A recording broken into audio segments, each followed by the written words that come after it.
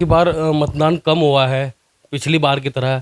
तो मतदान कम का फायदा क्या कांग्रेस को मिलेगा या भारतीय जनता पार्टी यहाँ पर बम्पर वोटों से जीत पवार विधानसभा चुनाव लड़ेंगे सर? जुटा है तो छिछोरा प्रो उन्हें देखने को मिल रहा है।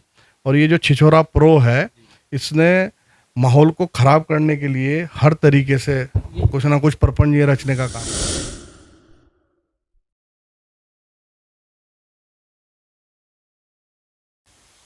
नमस्कार दोस्तों, आप देख रहे हैं रुड़की हब और मैं हूं आपके साथ नितिन कुमार। दोस्तों, प्रथम चरण के मतदान संपन्न हो चुके हैं। वो शोर संपन्न हो चुका है, ख़त्म हो चुका है, आरोप प्रत्यारोप ख़त्म हो चुके हैं।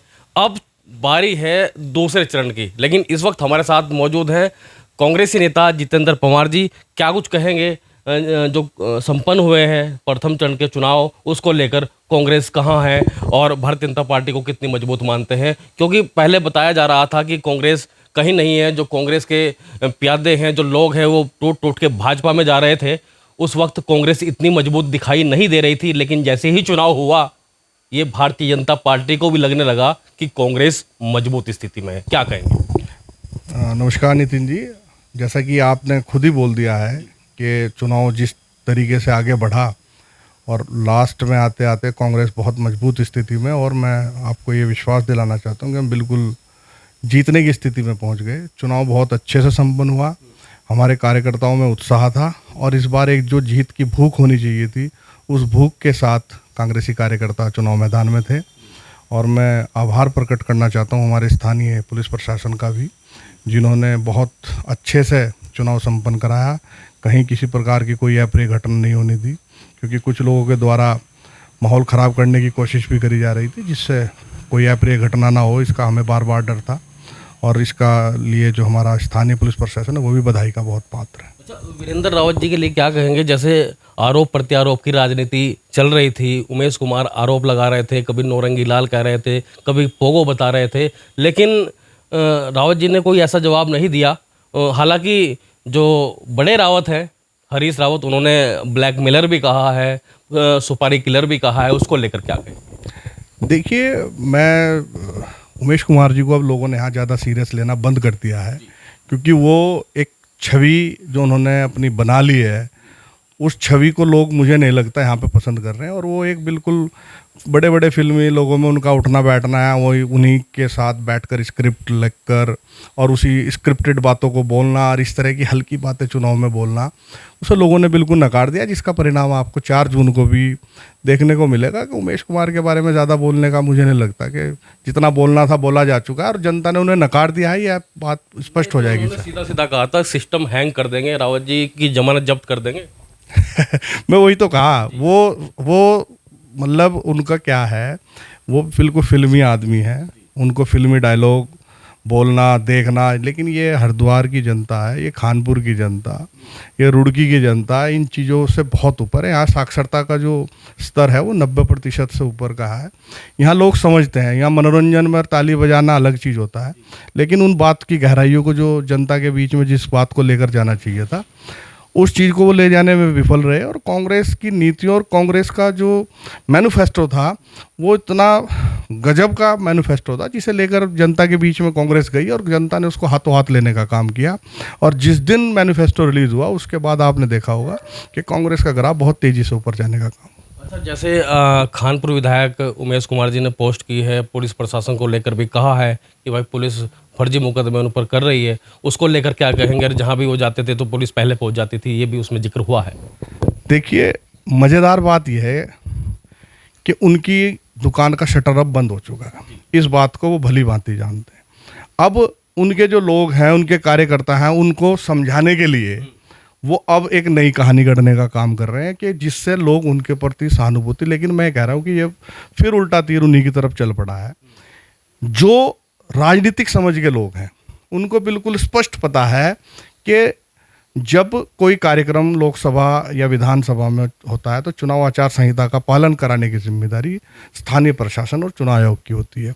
जहाँ भी किसी प्रत्याशी का कोई कार्यक्रम होता है उसकी पहले से अनुमति ली जाती है और उस अनुमति के आधार पर ही वहाँ पहले ही चुनाव आयोग की टीम और पुलिस प्रशासन की टीम पहुँच जाती है, क्योंकि उनकी जिम्मेदारी होती है कि आचार संहिता का अनुपालन कराया जाए। उसी के तहत पहुँचते, और ये समझ रहे हैं यहाँ पर मूर्ख लोग हैं, उन्हें इस बार कुछ बोलने के लिए नहीं मिल रहा, तो इस तरह की नई नई बातें बना रहे हैं। अच्छा, जिस तरह मतदान कम हुआ है पिछली बार की तरह, तो मतदान कम का फायदा क्या कांग्रेस को मिलेगा या भारतीय जनता पार्टी यहाँ पर बम्पर वोटों से जीत? अब आते हैं जो यहाँ से बीएसपी से चुनाव लड़ रहे थे, वो कहीं मैदान में दिखाई नहीं दिए। उमेश कुमार के साथ तो उनकी फाइट मानी जा रही थी, वो भी सोशल मीडिया पर, लेकिन उमेश कुमार सीधा बीजेपी से लड़ रहे थे। आप क्या कहेंगे? कांग्रेस को भी उन्होंने नकार दिया। देखिए, अब चुनाव हो चुका है, 4 तारीख को रिजल्ट आएगा। ये स्पष्ट है कि कांग्रेस को हराने के लिए बसपा और उमेश कुमार पूरी तबीयत से, पूरी शिद्दत से लगे हुए थे। लेकिन ये जनता है, ये सब जानती है, काट की हंडी बार बार नहीं चढ़ती। उस चीज़ को समझते हुए, और आप ये भी समझ लिए कि उमेश कुमार ने तो सारी हदें पार करते हुए एक सामाजिक सौहार्द जो यहाँ हमारे हरिद्वार जनपद के लोगों का, उसको भी बिगाड़ने का कई बार इस तरह के बयानबाजी करी। भगवानपुर की जो घटना थी वो भी इसी के तहत थी, क्योंकि वो स्क्रिप्टेड घटना थी। इस तरह की घटनाएं पहले विधानसभा चुनाव में कर चुके थे, जिसका इन्हें वहाँ लोग समझने में विफल रहे और उसका इन्हें लाभ मिला रही है। एक बार गलती से विधायक बन गए, उन चीज़ों को ये पुनरावृत्ति करके सोच रहे थे कि मैं लोकसभा सांसद बन जाऊंगा।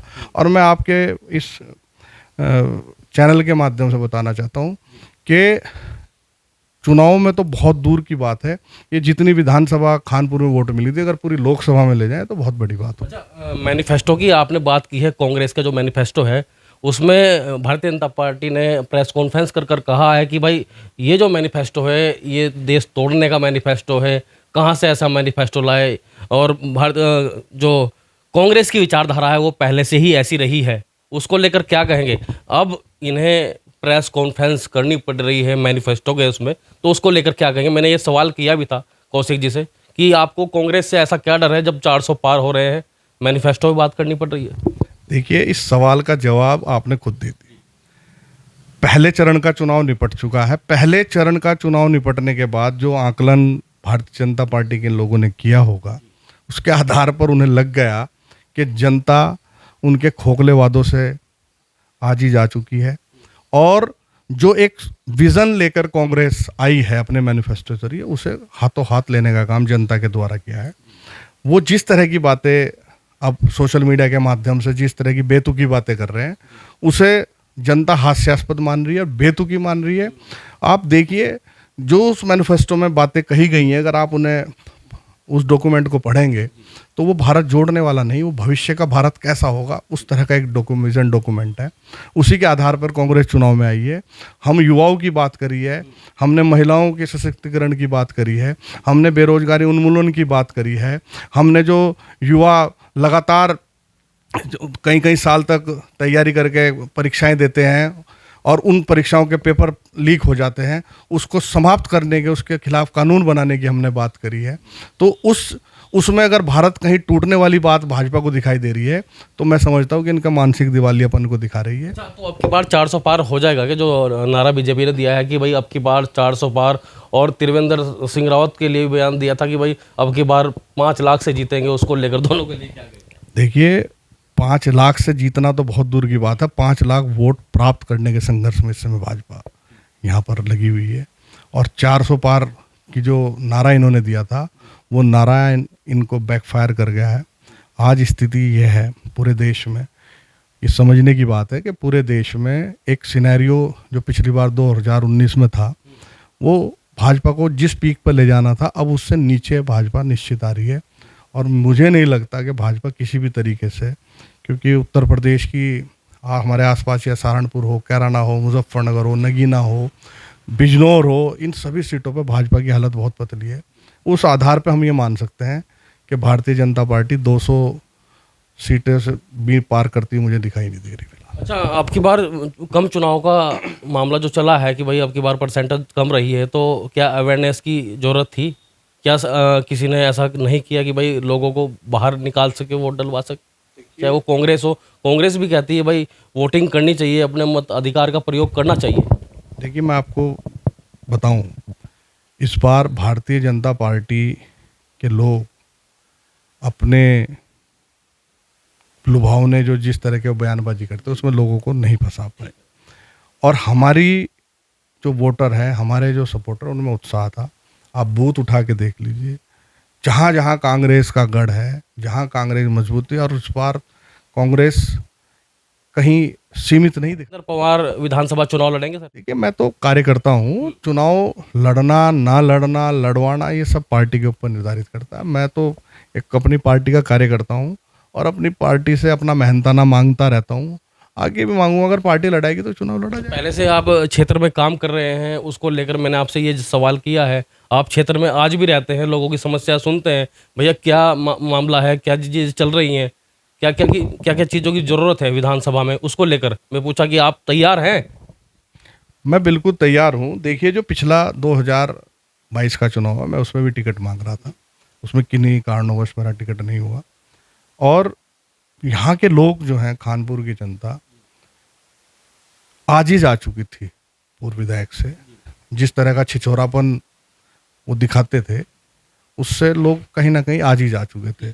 लेकिन ये दुर्भाग्य मैं कहूँगा खानपुर की जनता का, छुटाया तो छिछोरा प्रो उन्हें देखने को मिल रहा है, और ये जो छिछोरा प्रो है, इसने माहौल को खराब करने के लिए हर तरीके से कुछ ना कुछ प्रपंच ये रचने का काम है सर? ये छिछोरा प्रो, इस बार जो विधायक है वो छिछोरा प्रो है। पहले विधायक छिछोरे थे, जिससे जनता पिंड छुटाना चाहती है। अब ये छिछोरा प्रो आपको देखने को मिल रहे हैं। लेकिन कुछ लोग कहते हैं अगर जितेंद्र पवार वहाँ से चुनाव लड़े तो जमानत जब्त हो जाएगी। देखिए, ये तो जनता का काम है। कोई भी कह सकता है कि मेरी जमानत जब्त होगी, लेकिन जब मुझे जमानत मिलेगी तभी तो जब्त होगी।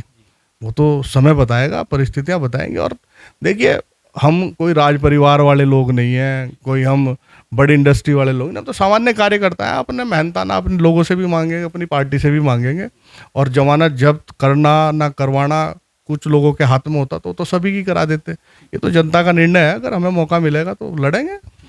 तो हमारे साथ मौजूद थे जितेंद्र पवार जी, जिन्होंने रुड़की हब के माध्यम से बताया कि अब की बार कांग्रेस बहुत अच्छा चुनाव लड़ने जा रही है और भाजपा को 200 सीट से नीचे मुझे लगता है नज़र आ रही है, ये जितेंद्र पवार जी का कहना है। और लोकसभा चुनाव लड़ने के, विधानसभा चुनाव लड़ने के बारे में भी उन्होंने बताया कि जनता जिसे चाहेगी उसकी जीत होगी, कोई किसी की जमानत जब्त नहीं कर सकता। नितिन कुमार रुड़की हब से आप इस वीडियो देखते रहिए और लाइक कीजिएगा और कमेंट जरूर कीजिएगा। नमस्कार।